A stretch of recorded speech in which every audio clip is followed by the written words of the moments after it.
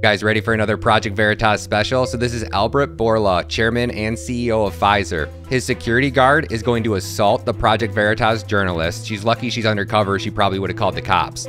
So this guy shoves her, he assaults her, he pushes her out of the way, and guess where this closed-door meeting is being hosted at? You guys got to stay tuned for that part. Pfizer is a revolving door for all government officials. It's pretty good for industry, to be honest. It's bad for everyone else in America. Pfizer is one of the clients of the lobbying firm that you're a principal of, isn't it? I do not represent Pfizer. I do not know, sir. You're a principal of the Rabin Group, right? No, that is correct. Mr. Chairman, I seek unanimous consent to enter into the record the clients of the Rabin Group, which include Pfizer. Without objection. Not just Pfizer, but Google as well. And in response to the Twitter files, we saw a statement come from the FBI where they said correspondence between the FBI and Twitter show nothing more than examples of our traditional, long-standing, and ongoing federal government and private sector engagements. Are there such engagements between the FBI and Google? So if you guys watched the House Oversight Committee today where they were doing the hearings, one of the people testified, guess what his job title was? He's a lobbyist for Pfizer and he's a lobbyist for Google. So this gentleman that is a lobbyist was testifying in oath about the FBI corruption, where we've had over 100 different FBI whistleblowers come forward. Instead of an FBI whistleblower testifying in front of Congress, showcasing to the American people the crimes and the corruptions that were committed inside the FBI, we had Tulsi Gabbard and Parker, who's an FBI agent who quit for some really strange reason because like her partner got shot or somebody on her squad got shot and she couldn't take it. Really weird. Check this out. Let's watch this one all the way through together. Not touch me. Get that out of my face. We're journalists, okay? No, you're not. James Lalino, Project Veritas reporter, standing outside the Conrad Hotel in Washington, D.C., where just a short while ago this morning, myself and one of my colleagues, one of our top undercover journalists, confronted Albert Bourla, CEO of Pfizer. He did not want to answer any of our questions about Dr. Jordan Walker. Hey, good morning, Mr. Albert Bourla. Your company, Pfizer... Excuse me, don't push me. Mr. Albert Bourla, why did your company, Pfizer, avoid responding to multiple press inquiries from Project Veritas regarding Dr. Jordan Walker? Mr. Bourla, your Pfizer employees are telling our journalists this information. Why not just be transparent? What do you have to hide? What's the big secret, Mr. Bourla? What are you doing here today? Are you worried that you're going to be called before Congress to testify on whether or not Pfizer lied about testing on the COVID virus? Or are you confident your lobbyists have paid enough Pfizer money? Are you worried that you're going to be called before Congress to testify on whether or not Pfizer lied about testing on the COVID virus? But what would happen if the shoes were on the other hand? What would happen if a journalist shoved the Pfizer rep or he were to slap the Pfizer rep? This man just assaulted this journalist. So the Pfizer security guard just assaulted a Project Veritas journalist. Watch this.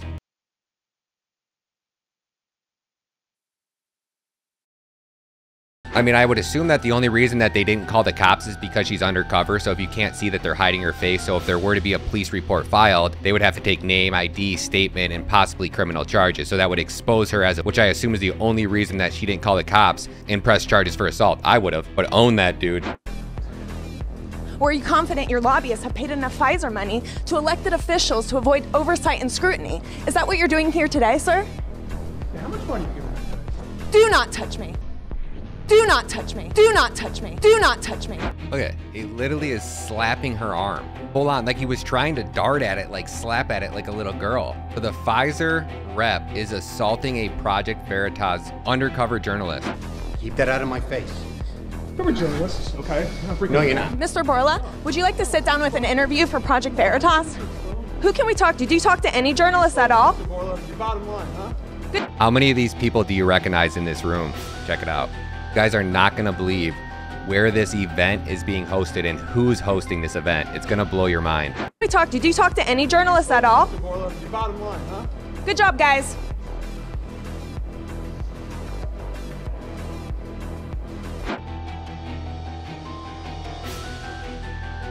Let's just pause it here for a second and just take a few shots at their faces.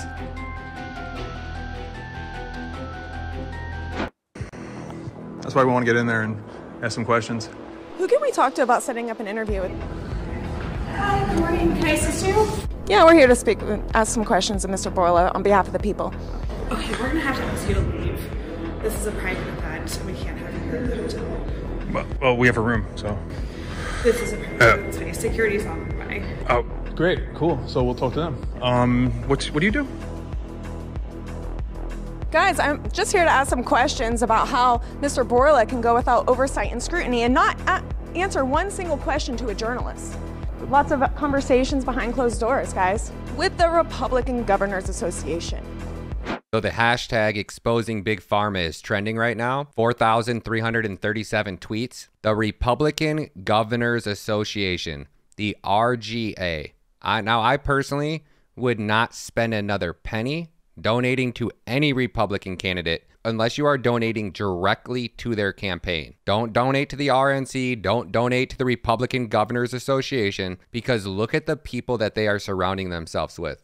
The Republican Governors Association is hosting backdoor, closed-door meetings with the head executives at Pfizer.